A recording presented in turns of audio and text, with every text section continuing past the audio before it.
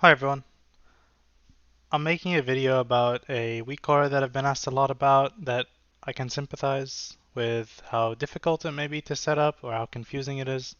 So I figured this might help just to allow people to really just, start utilizing the Weakaura and improving their own gameplay. The Weakaura specifically that I'm talking about here is the personal event alerts Weakaura. It's the one I use to plan all my cooldown timers in the middle of the fight. Uh, so what I'm gonna do is I'm gonna split this video into two parts.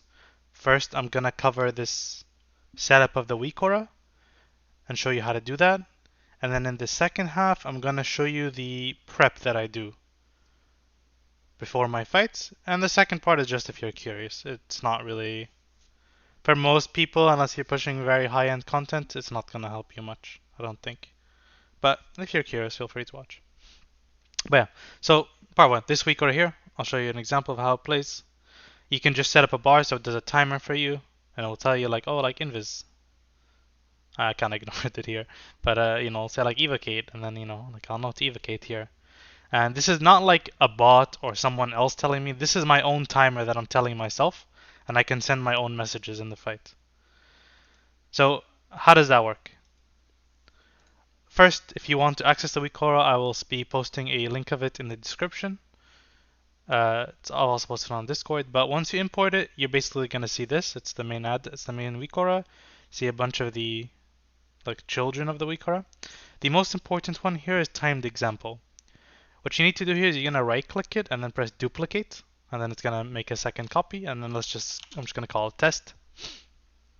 And what you need to do is just go into this custom options tab, and under alerts here, you wanna press plus. You add an entry because you wanna add a bar, and then a few things are gonna come up.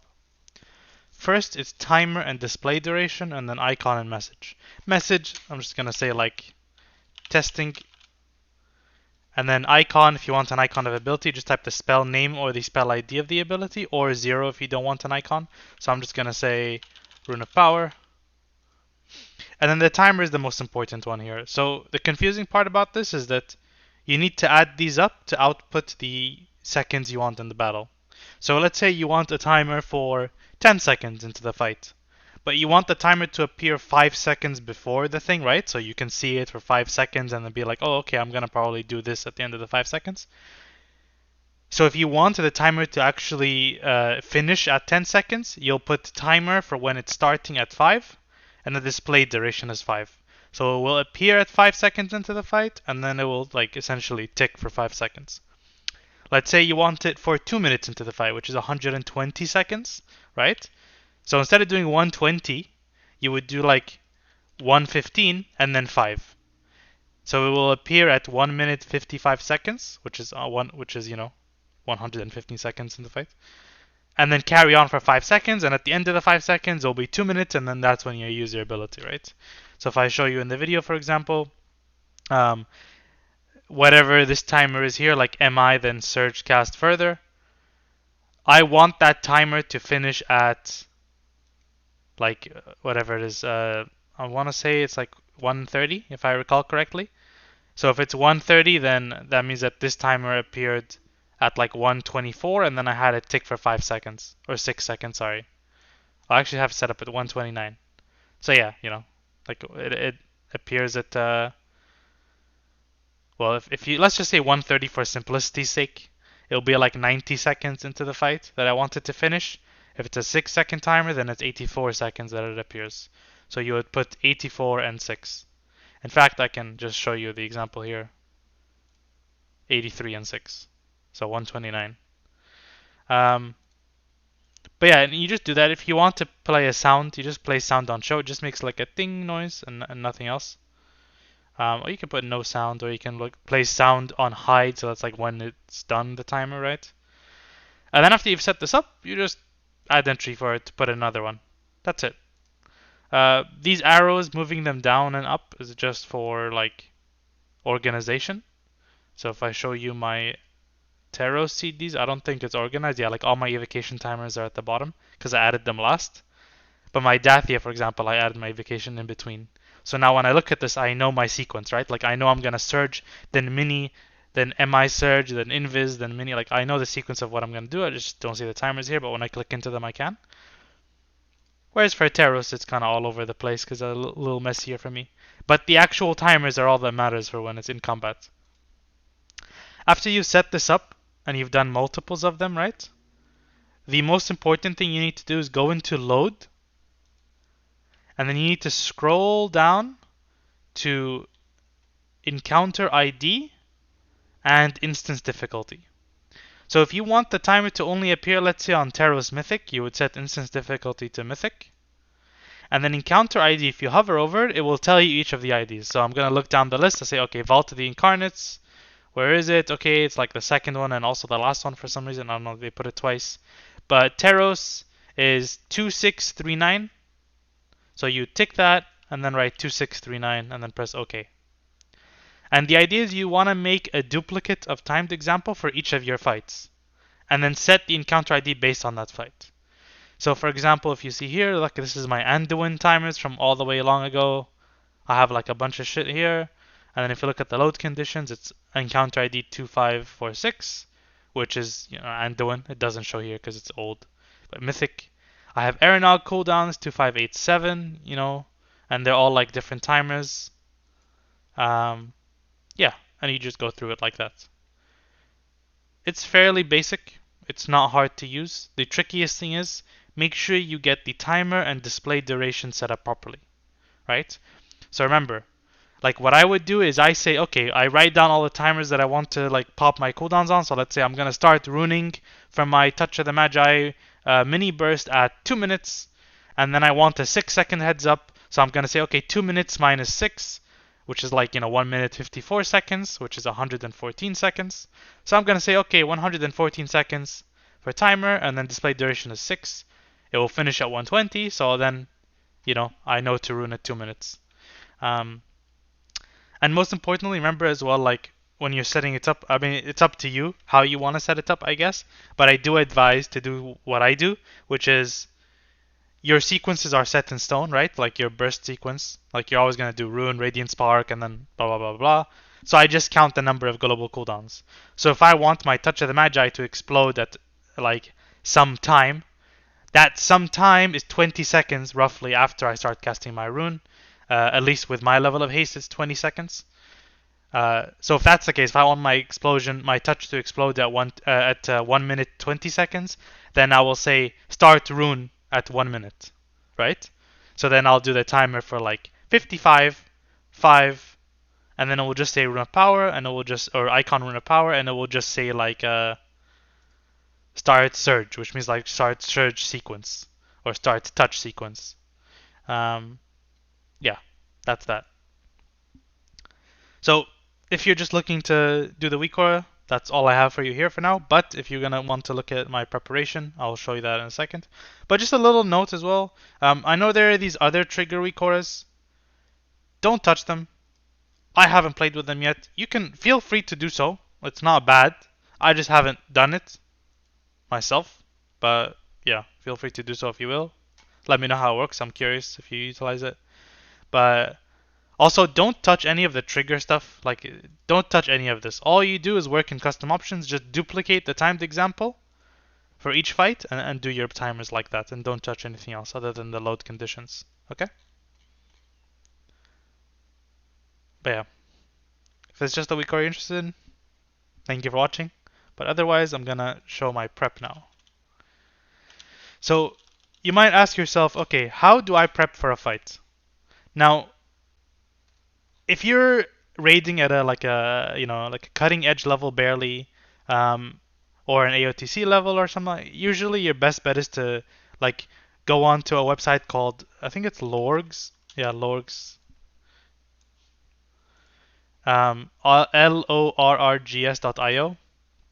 And you can basically just pull up a log. So let's say I'm going to look at Arcane Mage, and then you can pick the fight over here. But what you can do is when you select a fight and you select the specs, you can actually pick what timers to see, and it will show you all the timers of all the specs. If you hover over here on the side, it will show you the name. So you see here, this is Aeronog Mythic, it'll show you like all the different ranks ranked. So, rank 1. But as you see, my timers are different from other people. Um, Most interestingly is I do 2 mini burns back to back, and a lot of people don't. Um, like people do, surge touch. Like here, if I actually remove touch of the Magi and I just show you evocation and there's no rune of power. Okay, let me show it like this. I have like surge shifting, and then I don't shifting. I shifting here, and then I surge, and then notice here I don't shifting after the surge, because I'm gonna do a touch of the Magi um, in between anyway, and then I'm gonna shifting. Notice how nobody else does this over here. I think there's like actually one other guy who does it. Smart man, copying my timer. But yeah, you can kind of analyze all the different timers that people use. This website is very good.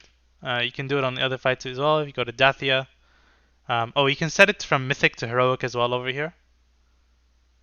But yeah, you can see everyone's timers. Rank 1.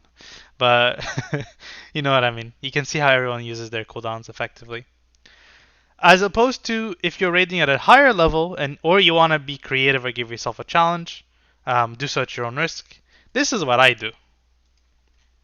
Sorry for the flashbang. But what I do is I look at a video. Usually I like to use Fat Shark Yes. I look at their video and I basically write down all the timers. So let's look at Dathia actually. I write down all the timers of what's happening. Marks 1 happens at 005 and you're feeding from 07 to 020. Marks 2 happens at this time and a tornado happens, And the platform 1 is at this time, the ad spawns at this time, it dies at this time, and knockback is at this time. And I do all of this and I plot it out for the entire fight to the millisecond. Well, to the second, I guess, not millisecond. And then what I do is I write cooldowns, like sequences, essentially. My Senarth actually might show this one better. Let me zoom in. I write cooldown timelines, which is like different possibilities. So the first one I write is always like, okay, let me just see what happens if I write my cooldowns on cooldown, right? So 7 seconds because you have to build harmony and then kind of popping everything on cooldown. Comes out to 5 surges, 4 minis. And then I say, okay, well, I look at how these cooldowns align with a video on the side. So I'll pop up Fat Shark Guess's video on the side, and I'll say, okay, what's happening at 7 seconds? What's happening at 42 seconds? What's happening at 130 seconds? What's happening at 305 seconds? And I kind of just go through it like that. And then I say, okay, is this good? Is there anything that's gonna mess up my movement? And I say, okay, if there is something messing my movement, let me try something else, right? And then I'll basically do that, and like let's say I get to a point here where I wrote down timeline A. This was actually not on cooldown. This was like what seems obvious, or it seems easy or whatever. And then I say, okay, well I'm holding my cooldown here for like an entire minute, when I could be only holding for 45. Like it's 205 till 305. It should be 205 to 250. So I check that timer and I say, okay, let me try a different timeline now. Let me try a timeline where I'm popping on pull. And then I say, okay, if I pop on pull, I get 5 surge, 5 mini. But then I compare what's happening at these times on the video, and I see, oh, okay, this is a much harder version than what timeline A is showing me. So let me see a different timer though. Let me see maybe timeline C, where I do delay the one from 205 to 305, but the one from 340 to 445 I don't delay. I just send it 425 instead on cooldown. Do I lose anything? Oh no, look, based on the fight timer, it should be 5 surges, 5 minis. Depending on the encounter length, right? This one specifically was Taros for what it's worth. I don't know why I said Sunarth earlier. So when I look at my Taros, oh, these are my timers. Okay, fantastic. I don't lose any uses, and I get like much nicer timers. Like I cross-check with the video, I see, oh, what's happening at this time, and I notice that not much is happening. And then I see, oh, as I'm going through it, I'm like, oh, interesting. So the one at 340 actually seems a little hard to handle, or the one at 425, because there's the cone is coming down. But maybe I can put my rune in the middle of the 2 cones and kind of think like that, And then after writing everything down, I think, oh, okay. If I look over here between 205 and 305, I'm holding my touch for 15 seconds. That means I'm rune radiant sparking a minute apart. Radiant Spark is a 30-second cooldown, so I can actually fit one right in the middle. So at 235, free Radiant Spark. Funnily enough, I don't end up going for that Radiant Spark just because I found out that it's technically a DPS gain, but it seems more trouble than it's worth because you have to dump your Harmony and then rebuild it again. Maybe on a reclear I'll do that, but on Progress I didn't opt for it. But yeah, and then I looked at like best uses of like if I got Summer or if I got Autumn. Not that I actually did, but if I did get them, how would it affect my timeline? So I say if we cannot survive to 6:30, then Autumn would be nice and run timeline C3 instead of C. C3 is just one is basically it's C, but I got Autumn and I popped more on cooldown basically. Repeated the process instead with slightly different timers 10 seconds earlier. But it's not a big deal. And then I also plan my defensives. Mirror image at 129, 335, 606, G invis, and I know this because I planned out like I say, oh okay, pop A to B is 43 seconds apart, this to that is this many apart. Pop A to debuffs B is 1 minute apart, debuffs A to pop B is 2 minutes 7 seconds apart, so I know that I can mirror image. And then I say, okay, well, I can put them 2 minutes apart. I'm using them like often if I do that, but also like, are they effective uses? How does it interact with my healing cooldown, my team's healing cooldowns? Is it a high period of fight damage? Is it what I want to mitigate? Maybe it isn't, right? Like if I show you my Dathia one, for example, there are many different places where you could mirror image and many different places I could greater invis, but I also have to keep it into account that like, I still need to do damage. It's on global cooldown. Where does it get affected? I don't want to invis randomly. So I figured actually the hardest hitting one single ability is blowback. So greater invis right before blowback is really nice at 155. And also I can use it before my mini burns at 335 and 455. And then also at these last two times. And then when I do my cooldowns, I actually set up timers for my defensives as well to remind me. So you can see here, my invis, this is the one like at the blowback. It used to be mirror image plus invis. I ended up changing my mirror image timer to doing it right before I went to the platform because we were taking more damage than I anticipated and we were just struggling a bit more. So I changed that a little bit. But you can see like invis mini. So like I'm gonna invis then do my mini burn as my sheet told me. Defs plus mini. So pop any defensive I have here at the timer ending and then go into a mini burst. Mini and invis midway because I'm fucking desperate to live the very last cyclone. Yeah. So that's the kind of prep. This is like obviously the very short version. This stuff takes me like more than hours, like a few hours at a time to just get all the timers perfect and really just sit down and think about it. Because obviously, if you're chasing somebody else's timers, you're probably not going to beat them unless they just played bad with their timers. You have to invent your own timers. I think that's why I'm successful, and my parsers do well. Because I really sit down and put a lot of effort into planning my fight out to the like minimalist detail.